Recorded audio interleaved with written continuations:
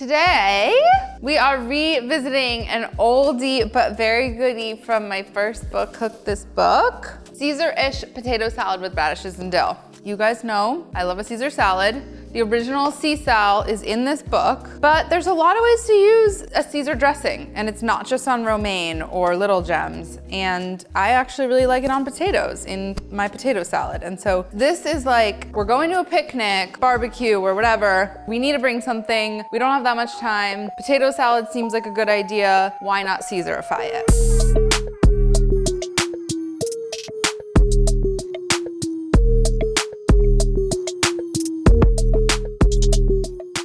First thing you're gonna learn about here is seasoning your potatoes. I've probably talked about this like way too many times in my life, but for any of you who are new to this channel, potatoes require a lot of salt to cook them. It's maybe a bummer if you are wary of salt. It's just part of the game. They're dense, and when they're unseasoned, they don't taste like anything at all. So I have about 2 pounds of baby Yukon Gold potatoes here in this large pot, to which I'm going to add an entire cup of kosher salt. And then I'm gonna cover them with cold water, and we're gonna bring them to a boil. These will simmer for like 10 minutes until they're tender. In the meantime, we're just gonna make a quick Caesar dressing. Every good Caesar starts with garlic. In my opinion, it's not really negotiable. A classic Caesar dressing will have you start with mashed garlic and anchovies, and then whisk them into egg yolks. And then you'll slowly but surely whisk canola oil into the egg yolks to make the mayo. We're not doing that here, because this is just like a quickie on the fly version of it. So I'm just gonna throw a little bit of salt onto these garlic cloves, and I'm going to smash them really hard with the side of my knife. I'm making sure that the blade is still like down towards the cutting board so that I don't hurt myself or cut myself, and then I'm using the palm of my hand to just bash on the other side of it. And that just like breaks it apart into little smithereens, and then the salt is gonna act as an abrasive to turn this into a paste. So this is one way to break down a garlic clove. It's like very traditional Caesar dressing energy. If you wanna use a microplane, totally, but I feel like I've shown you guys how to grate garlic on a microplane a million times, and we're just here for something new. We're gonna do the exact same thing with the anchovies. So 3 anchovy fillets. These are packed in oil. And I'm gonna roughly chop them first, and then same thing, side of the knife, just mash them to a paste. And anchovies are softer than garlic, so this will be really easy. Anchovies have this like incredible umami depth of flavor that you can't really perceive in this dish, but is there as a backbone. But if you wanna make a vegetarian, use capers instead, or if you don't have anchovies and you have a little bit of fish sauce and you wanna cheat it that way, you could use a splash of fish sauce in place of the anchovies. So here we now have a garlic anchovy mash, nicely broken down. We're gonna have a stinky cutting board, and we'll add it to a bowl. Okay, another classic Caesar ingredient, Dijon mustard. I'm adding a tablespoon, that looks like a tablespoon, and some black pep. Another crucial ingredient here, and we're gonna whisk it all together. So here's our little mustardy, peppery mash. I'm adding 1/3 cup of mayonnaise, so this is where we cheat. And instead of dealing with making a mayo, we just take the stuff right out of the jar and put it right in. No one's gonna be the wiser, it's potato salad. You will notice that there's no cheese in this recipe, and most Caesar recipes will lean on parm. I don't know why, but there's something doesn't sit right with me about grated parm in my potato salad, for really no reason at all. But I left it out, and it also makes it just like a little bit lighter, and there's radishes and dill in it, so it's kind of more of like an herby, crunchy, fresh Caesar dressing, less of a heavy, cheesy one. So this is what it kind of looks like once you add that lemon in. It starts to like actually look like a nice, thin dressing. And then I'm also gonna add a little bit of olive oil, and that's just for flavor, a couple tablespoons. That's another thing that will help kind of cheat the effect of making homemade mayonnaise if you whisk in some nice extra virgin olive oil. Okay, so that's what we're looking at. We have not seasoned this yet, so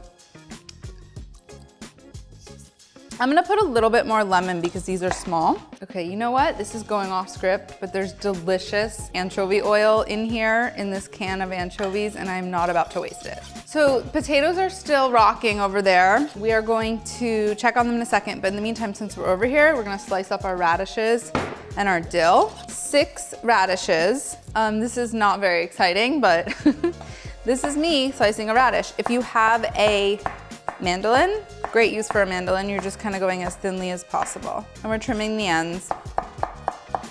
Sometimes it's nice to cut them this way because then you get like the cross-sectional of a radish. How cute.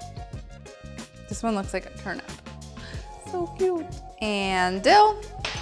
So the radishes function here to add crunch and freshness. So if you think about like most potato salads or many potato salads have celery in them, and that's because it's like nice to crunch into a fresh vegetal moment when you're eating all this mayonnaise and starchy potatoes. And so instead of celery, we're using radishes here. But I also think celery would be great in this dish, and celery Caesar is like pretty divine. So if you're not into radishes, but you still want the crunchy moment, use celery or use like a cucumber or even a snap pea, like a thinly sliced snap pea could work here. Spring vegetable, think about spring vegetables. Before we keep cooking, I want to take a moment to thank our sponsor of this video, Harmless Harvest. Harmless Harvest is my favorite coconut water. It's the best coconut water on the market. Everybody knows it, but I'm gonna tell you why. This stuff tastes like a straight up coconut. Like, you know when you go to the beach and they crack open the coconut and they put a straw in it? Nothing will transport you to a beach like a bottle of Harmless Harvest. So I am very grateful for them for sponsoring this video and encourage you to go seek out your electrolytes in Harmless Harvest coconut water. Potatoes have been drained and are cool enough to handle now. And so I'm just breaking these potatoes apart. They're perfectly cooked and nice and yielding and tender. So you can just kind of crush them with your fingers as you add them to your bowl of dressing. And the reason that we break into them versus just throwing whole potatoes into our dressing is that the inside of the potato is a sponge for flavor and dressing. And so we want to expose the innards so that the Caesar dressing like soaks into all of that. And then the potatoes taste like the dressing and they're not just swimming in it. Let me just mix. And this is kind of like gets better with time situation also. You can totally make this in advance and just allow the potatoes the time that they need to soak up all the dressing. Okay, so you can totally stop here. This would be delicious. It's Caesar dressing on potatoes, but we're gonna add all the radishes in, all of the dill. Guys, that's it. Sorry there's no big finale. Like that's how you make Caesar's potato salad. It's stupid how easy it is. And delicious. I feel great about the blue bowl. It's the blue book. It's the blue era, the era that started it all. This is making me nostalgic. This is me being really fussy, but I just like to prop in some radishes so we can see what we're talking about here. And I saved the cute ones. How cute. Make it. Bring it to your next barbecue. Picnic. Grillin' and chillin'. Feet Caesarish potato salad. For people who are new here, Book 1, Cook This Book, which is where this recipe comes from, is your entry level, all the fundamentals, everything you need to know about cooking at home. Once you've mastered that, this is a great example of it. It teaches you how to properly season potatoes and cook them starting in cold water. And it's a very basic, sort of simple, easy entry recipe. Then you get into this book, which came out in October.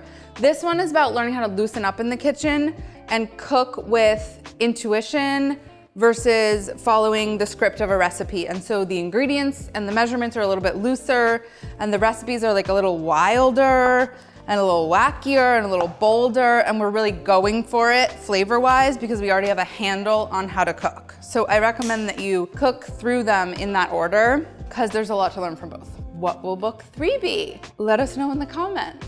Just a taste. Like, what is going on here with this fork? Tastes like Cook This Book. Tastes like a classic. Delicious. And who knew that dill and Caesar dressing love to be together? I did.